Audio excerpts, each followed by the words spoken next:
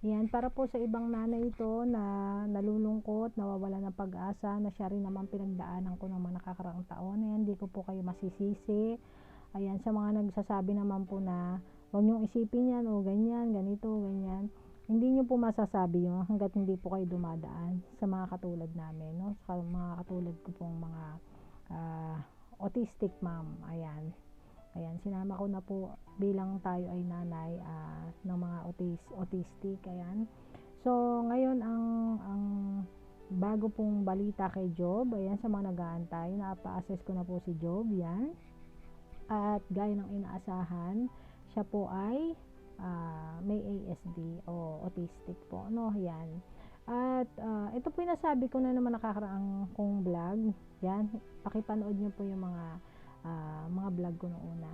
Ayan, para po makatulong sa inyo, no? Nang malaman nyo po kung gaano kalawak at kung gaano yung mga concern po about sa mga autistic na bata. So, ayan, ang sabi po ng doktor niya, hindi niya raw po ano pa si Job.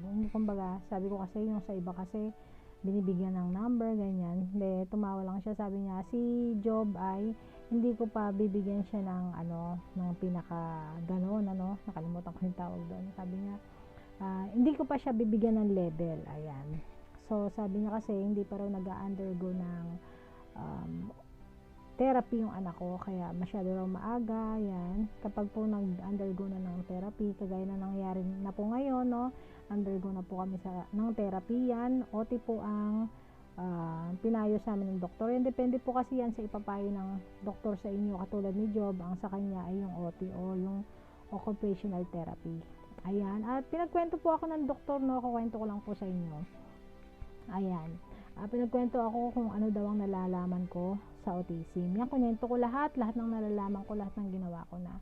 So, nung matapos siya, bago ako matapos, ang sabi ko, isa lang po ang worry ko. Sabi ko, na worry ng lahat ng mga katulad kong may mga ganitong anak. Sabi niya, di sinabi ko kung ano yon. Tapos sabi niya, nung matapos ako, nakangiti siya. Sabi niya, alam mo ba, ang layo-layo ng narating mo. Sabi niya, at napakaaga mo, congrats, no, napakaaga mong nalaman. Sabi niya, bilib ako sa'yo. Sabi niya, ngayon, ang magagawa lang po namin ay, tatapatay na kita, ang magagawa lang po namin ay yung i-develop yung anak nyo, kung paano siya makisalamuha, kung ano ang dapat niyang gawin, yung mga dapat niyang matutunan. Yan po ang ituturo po namin, sigurado sa anak niyo. Ayan. At dun po sa tanong nyo, eto na po ang sagot. Sabi niya, parang inano pa ako, no? Kinliphang pa ako dun, eh. Ayan. So, ito na po yung yung worry ko, sasabihin ko sa inyo dyan, para lang ma-share ko sa inyo, no? Ang worry ko po na sinabi ko sa doktor ay yung kung magmamature pa yung isip ng anak ko. Yan. Yun po, ang worry ko lang. Gusto ko makapag-asawa siya, makapagtrabaho siya, yan, magkaroon siya ng anak. Sabi niya, so eto na po. Bibigyan ko po kayo ng konting hope, no, sa mga nawawalan po ng pag-asa dyan, wag po, no? Ayan, at ito po ang sagot ng doktor dyan. Sabi niya, yun nga, sabi niya, kaya daw nila itulungan yung anak ko, pero ito lang ang hindi niya maipapangako at ito ang totoo. Ano po yun?